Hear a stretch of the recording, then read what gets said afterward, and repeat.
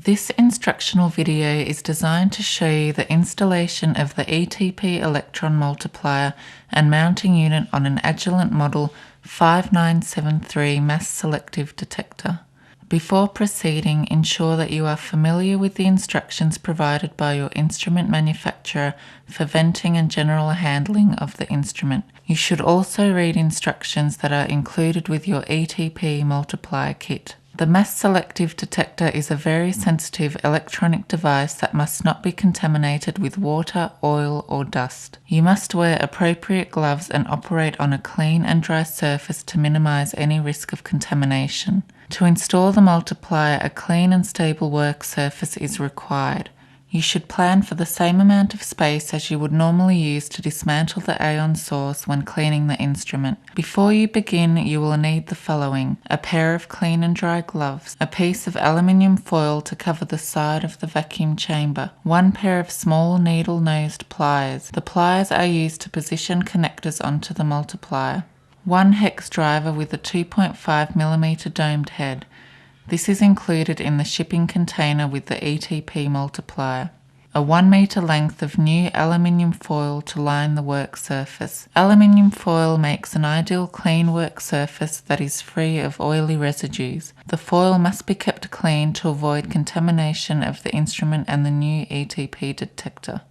An excellent alternative to aluminium foil is to cover the work area with a layer of high quality office paper that is clean and free of dust and fibre. Paper toweling, waxed paper, or plastic wrap is not suitable. You should ensure that the surface you have selected is free of residues that might contaminate the work area. The tools must be clean and oil-free. If in doubt, they should be washed in a high-quality organic solvent, such as dichloromethane, to remove any residues that might contaminate the instrument of the ETP multiplier.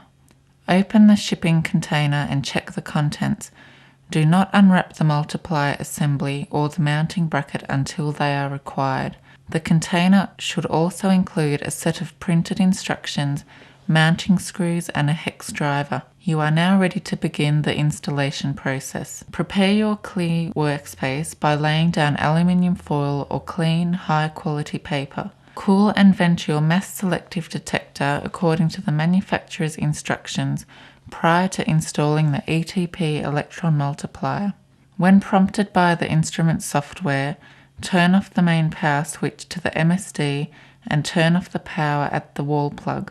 Remove the cover from the mass selective detector.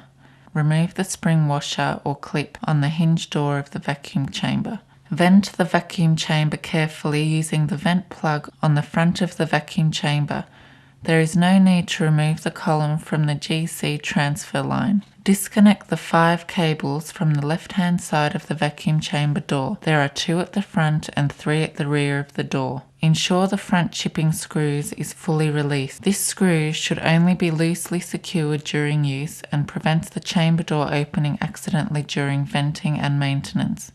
It is important that all steps beyond this point are performed with gloved hands only.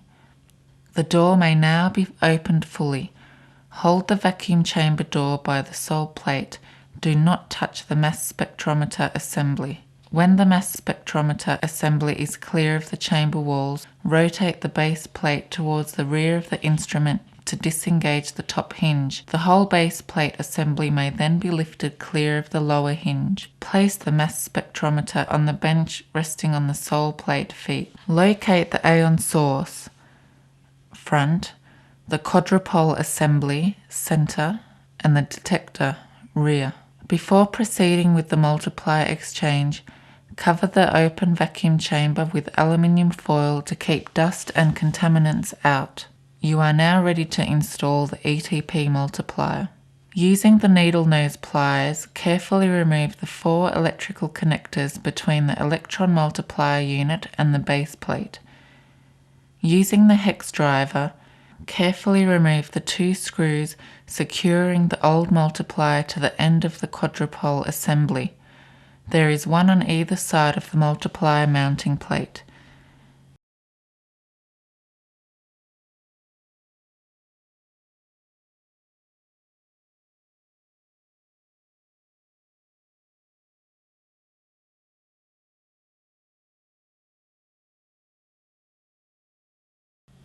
There is a ceramic spacer between the quadrupole assembly and the multiplier mounting plate. Ensure that the spacer does not fall from its position as you remove the old multiplier. Carefully remove the old electron multiplier and set it to one side. Remove the ETP multiplier and mounting bracket from its wrapping. Position the mounting bracket on the end of the quadrupole assembly while ensuring that the ceramic spacer remains in place. Insert and tighten the screws to align and secure the base plate. Do not over-tighten the screws as you risk damaging both the ceramic spacer and the mounting plate.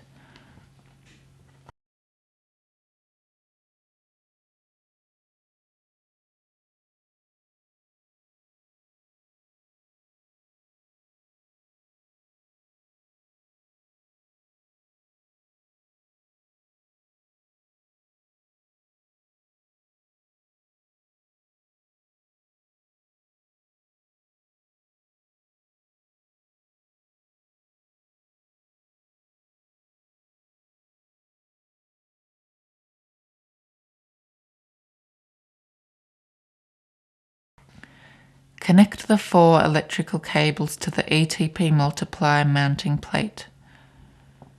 Position the multiplier into the mounting bracket, ensuring that the assembly fits firmly into the mounting bracket. The multiplier is now installed. The mass spectrometer assembly is ready to reassemble. On the mass spectrometer, remove the aluminium foil.